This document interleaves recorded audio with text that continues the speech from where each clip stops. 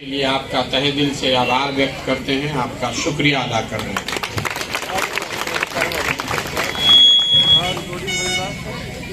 देखिए, हमारा नाम है प्रशांत किशोर। हम नेता ना हैं, हम कोई मंत्री विधायक हैं नहीं, हम तो मुखिया सरपंच भी नहीं है। हम बिहार के एक साधारण परिवार के लड़के पदयात्रा कर रहे हैं, आपसे वोट मांगने नहीं आए। हमने संकल्प लिया है कि पूरे बिहार में गांव, शहर, कस्बा, देहात हर जगह पैदल चल के जाए। अभी 150 दिन से पैदल चलत नहीं, पूरा बिहार करे में करीब करीब 1-1.5 बरिस लागी। 5000 किलोमीटर पैदल चले पड़ी। तो हम पदयात्रा काहे कर रहे बानी?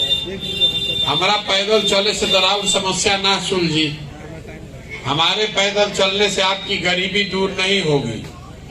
हमारे पैदल चलने से आपके बच्चों के पढ़ने की व्यवस्था नहीं होगी। राउर नाली गली ना बनी। हमारे पैदल चलने से आपके बच्चों को रोजगार नहीं मिलेगा। तो हम पैदल क्यों चल रहे हैं? पैदल इसलिए चल बनाने का संकल्प लेकर निकले हैं। एक बार जाकर अपनी आंख से देखना चाहते हैं कि आप रहते किस परेशानी में। कम से कम एक बार आके देखी तो सही, आखिर वह कौना कष्ट में जियता नहीं।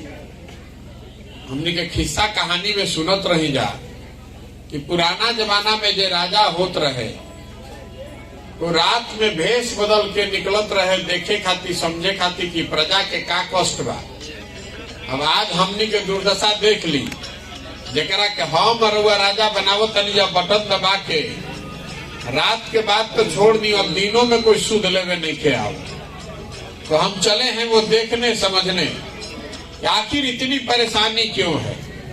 50 बरस हो गया, आपने इतना प्रयास किया, अलग अलग दल, अलग अलग नेता लोग आए, चुनाव जीते, हारे, फिर भी बिहार की दशा नहीं सुधर रही। आई कोनो दल और नेता के खिलाफ अभियान नहीं थे।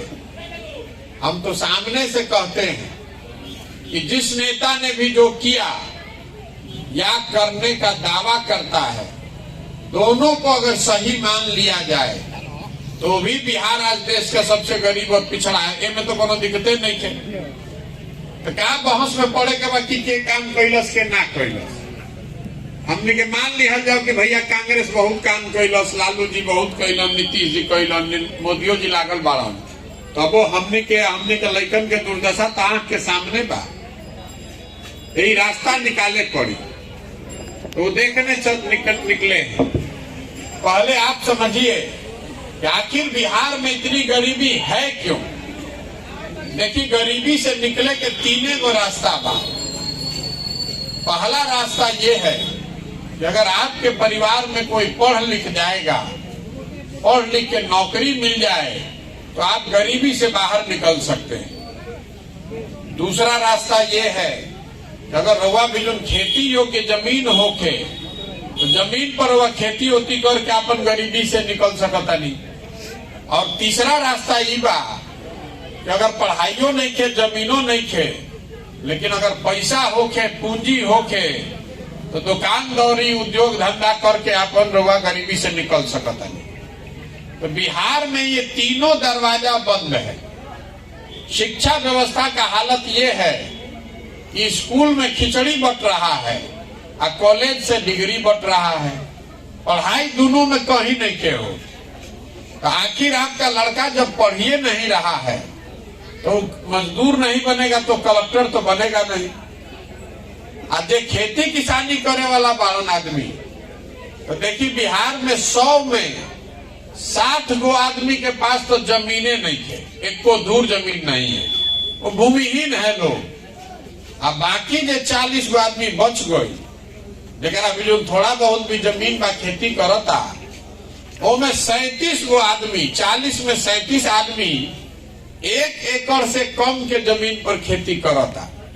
तो 100 में 60 आदमी के पास जमीने नहीं थे, और 40 गो खेती करता में 37 आदमी के जमीन इतना छोटा बा कि वो खाने वाली खेती करता है, कमाने वाली खेती नहीं है। वो उतना ही उपजा पाता है कि उसका बाल बच्चा किसी तरह पेट भर जाए, खा ले। तो 3-4% आदमी, 400 में आदमी बालन जे खेती करके कमाता। अब तीसरा रास्ता बा पूंजी के। अगर रवा बिजुन पैसा रही, चाहे बैंक से रवा पैसा मिल जाई, तो कुछ आदमी जे उद्योग धंधा करे चाहता, दुकान दौरी कईल चाहता, ओकरा कुछ राहत मिल जाई। तो आदमी के पास पैसा है ये नहीं के, बैंक वाला रवा के लोन देते नहीं को। तो ये तीनों दरवाजा बंद है। ये तीनों चीज में जब तक सुधार ना होई, तब तक सरकार कितनो योजना बना ले, कितनो सड़क बन जाओ, टूट जाओ, नाली बनो, रवा पेंशन मिले लागो, रवा गरीबी से ना निकल सकी। मान ली सरकार योजना चलावत 5 किलो अनाज के, चोरी करके 4 किलो मिलता है, तो 4 किलो तो रवा जीवन भर में मिलत रही, तो गरीबी थोड़े खत्म हुई। उसे राउर सड़क 3 बरिस पहले बनल, अब टूट गए, हम चल के आवता नहीं। तो जब बनल रहे तबो राउर गरीबी इतने रहे, और जब टूट गई तबो राउर इतने, फिर काल बन जाये तब भी राउर गरीबी ना दूर हुई। सड़क बनना चाहिए, लेकिन उससे आपका विकास नहीं होगा। विकास तो तब होगा जब आपके घर में शिक्षा आएगी। विकास तब होगा जब आपके पास जमीन होगा। राव तरक्की तब हो जब रउआ भी रोजी रोजगार करे के साधन हो। तो बिहार में इतना बात सबके बुझाता कि हमने कहते तीनों चीज नहीं थे, तो रउआ एकरा के सुधारत काहे नहीं की, हो बतावे चलल बानी। देखी 5 बरिस हमने के बिहार में बैठ के बतियावत नहीं जा, एजा कितना भ्रष्टाचार बा। एजा सड़क नहीं खे, नाली नहीं खे, गली नहीं खे, लड़कन के पढ़े के व्यवस्था नहीं खे, कोई बीमार पड़ जाता तो अस्पताल नहीं खे, खेत में पानी नहीं खे पहुंचत। 2000 के धान रुआ 1500 में बेचता नहीं, 277 के यूरिया 500-600 में खरीदता नहीं। ये सब बात रुआ पता बा, रोज रुआ बतियाओ तो बानी। बिहार में जहां चल जाए 4 आदमी बैठी हो, घर में, दलान में, खेत खलिहान में, चौक चौराहा पर, चाय के दुकान पर, जहां 4 आदमी बैठी वो ये बतियाई, राजनीति बतियाई। लेकिन जहिया वोट होई वो दिन सब बात हमने के भुला गए। वोट के दिन तो बिहार के आदमी के 4 गो बात याद बा। पहला बात हमार जात का बा, के हमारा जात के उम्मीदवार खड़ा बा, चलो ओकरे के वोट दियाई। जे जात से बच गए ओकरा के हिंदू मुसलमान, भारत पाकिस्तान, पुलवामा, चाइना करके वोट लिया था। काल तक रुआ संकल्प ले ले रही, ये भाई भाजपा के सांसद 5 बरिस कोनो काम नहीं खन कैले, अब की हाल इनका के वोट ना दे। पहले चुनाव से पहले हल्ला हो गई, अब सब हिंदू एक हो जा।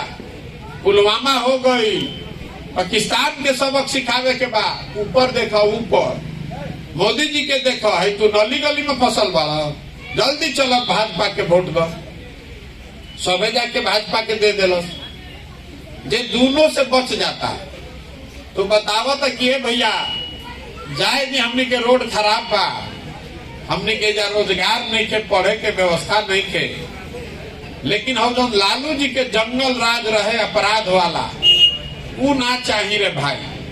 बड़ा कष्ट रहे, 4 बजे आदमी भागत रहन सरे से, खलिहान से, घर में घुस के गोली चलत रहे, अपहरण होत रहे। तो समाज का एक वर्ग है जो लालू जी के डर से भाजपा को जाकर वोट देता है। उनका भाजपा से मतलब नहीं थे, लेकिन उसको इससे मतलब है कि लालू जी नहीं आने चाहिए। और चौथा हमने के वर्ग बा मुसलमान भाई लोग के। मुसलमान भाई लोग कह रहा है कि भैया हमने के हालत तो बहुत खराब बा, लेकिन जियल जाओ चाहे मरल जाओ, भाजपा के ना वोट दे सकी जा। भाजपा तो मुसलमान विरोधी पार्टी बा। तो बिहार में बचल के, बिहार में तो भैया 2 गो दल बा, एगो मोदी जी के भाजपा और दूसरा लालू जी के ललटेन। नीतीश कुमार बेचारे के तो अब दले नहीं के बचल, कभी ललटेन पकड़ के लटकल बारन, कभी कमल के फूल पर बैठ के पौरत।